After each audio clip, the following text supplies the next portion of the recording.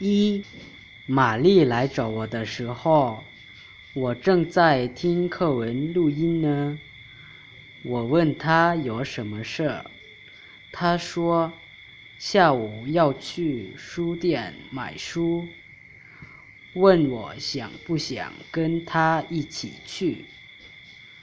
我也正想去书店，我问她要买什么书，她说她没有汉英词典，想买一本。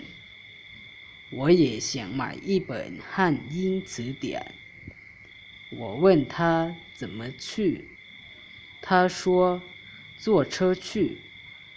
我说今天星期六，坐车太挤，书店不太远，骑车去比较好。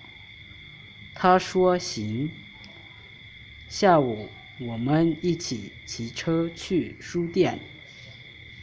二，玛丽这学期有4门课：综合课、口语课、听力课和阅读课，没有文化课和体育课。